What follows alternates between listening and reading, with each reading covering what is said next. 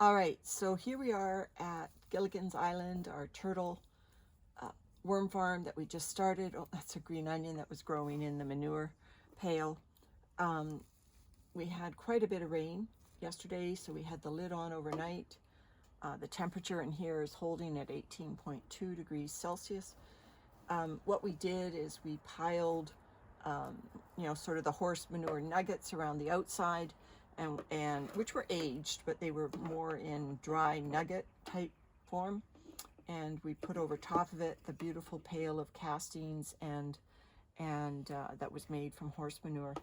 And so I'm hoping that the wetness of the horse manure just permeates down into the nugget type of horse manure, and the worms can eventually get into it. So that was our plan, and it was great. And then I remembered that I was going to put the coconut coir in here as part of the bedding, the coconut coir from our hanging baskets. And so because I don't really want to go around disturbing the ring of horse manure that I made, I think the target for this, and there's a lot of material here, is going to be the aged bedding that I put in the center. Here's our old watermelon that we used to bait out the original contingent of worms that we put in here. So there's still some worms hanging around that. I really think that what we're going to have to do is go in the center here and try as best we can to get this coconut coir hanging basket liners as deep as we can in the turtle. My thinking is we're going to end up with a mound. There's nothing I can do to sort of see my way around that. Obviously we have some cardboard in here. That must have been in the bottom of the bucket or something. Landon, what do you think? Where did that cardboard come from? But anyway, so that can actually stay on the top. So that actually was a good find that we found some cardboard. So I'm just digging down. Obviously, my apologies for the shadows here after our storm. Rain yesterday. I won't call it a storm.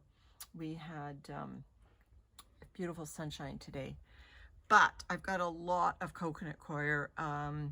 So this is the smaller amount that I'm going to be putting in. And yeah, it is tough to get through. Right, I put that pail of leaves in here. So yeah, that's where it's tough to fork through when there's leaves in it.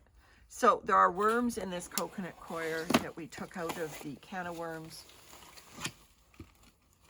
So we'll make sure that all of the worms are out of the bedding tray. You'll see this is the coconut coir hanging basket liner from one of our levels of can of worms, and it is going to occupy quite a large space in this worm farm. So I think what I'm going to have to do is dig another hole, and maybe at the end here. And this coconut coir was not dissolving readily in the can of worms. Maybe it had to do with these were buried levels and it didn't have access to a lot of air. Maybe by burying it in this turtle where, the lid is, like a good 8-12 inches above the center here. So there's going to be lots of air. There's obviously lots of worms in here going after the manure and whatnot. So my thinking is that I want it in here because I need my can of worms to be producing castings. And even though I would love this to be producing castings, I am more patient to wait for this turtle to take as long as it needs to finish its job than I am the can of worms. I know how fast the can of worms can turn around castings, and so I'm going to just throw some of the sticks that were in the original manure down there, and I think what we'll do is we will dump the other tray. Now this one is quite large of coconut coir. It's got cocoons in there. It's got castings in there, and it's got live worms in there. This is from the other level of the can of worms. And so it is going to create quite a mound, but then turtles do have a mound, right? So